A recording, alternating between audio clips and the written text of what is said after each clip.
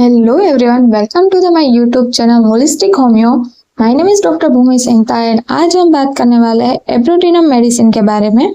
एब्रोटिनम medicine एक बहुत ही अच्छी मेडिसिन है जो रूमेटिज्म एंड मेरास्मस के केस में बहुत ही अच्छे से वर्क करती है। चलिए शुरू करते हैं। First is a marasmus in the children.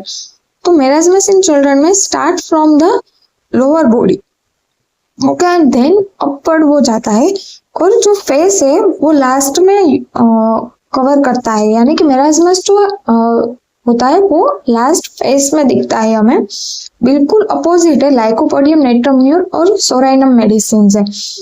Lycopodium, नेट्रोम्यूर और सोराइनम, इन तीनों मेडिसिन के अंदर मेरास्मस देखने को मिलता है, पर वो अपर बॉडी पार्ट से स्टार्ट होता है एंड देन वो लोअर लिम्ब में जाता है। Second is suppressed condition leading to the severe complaint. यहाँ पे हम देखेंगे कि जो डायरिया है उसे अगर हम सप्रेस कर देंगे तो उसके साइड इफेक्ट में cardiac issue, rheumatic complaint, piles और ब्लीडिंग देखने को मिलती है। एब्रोटिनम में कैरेक्टरिस्टिक सिम्टम होता है मेटास्टेसिस ऑफ द डिजीज।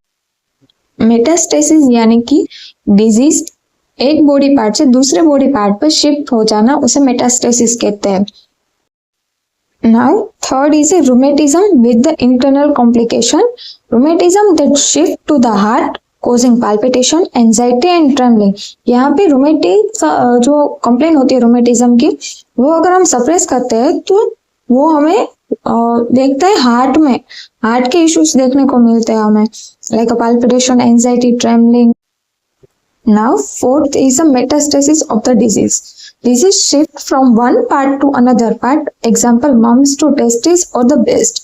यहाँ पे ये कहता है कि डिजीज जो है वो शिफ्ट हो जाती है वन पार्ट से अनदर पार्ट। लाइक हमने अगर मम्स को सप्रेस किया तो ब्रेस्ट टेंडरनेस, टेस्टिकल डिजीज जैसे में ट्रांसफर हो जाती है। ये मेडिसिन यूज में आती है जब कार्बोवेज और पल्सेटिला फेल हो जाती है। Fifth is a gastrointestinal symptom, burning, ulcerative pain with the suspicious vomiting. जब हमें बर्निंग पेन और अल्सरेटिव स्टमक पेन देखने को मिले और साथ में सस्पिशियस वोमिटिंग हो तो हमें एब्रोटिनम मेडिसिन को सोचनी चाहिए।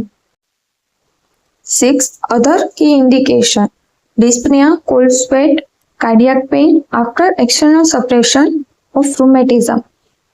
यहाँ पे ऑइंटमेंट या एक्सटर्नल एप्लीकेशन से हम रूमेटिक को सप्रेस करते हैं और उसके बाद अगर हमें dyspnoea, cold sweat, cardiac pain जैसे कंप्लेंट दिखती है तो हमें यहाँ पे एब्रोटिनम मेडिसिन को सोचनी चाहिए।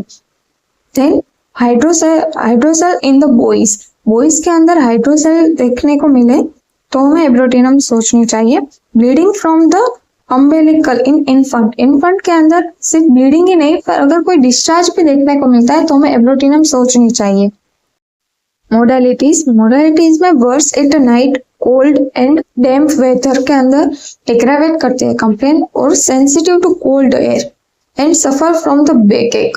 वो बहुत ही ज्यादा कोल्ड एयर से सेंसिटिव है और उसके बाद उसे बैकएक होता है।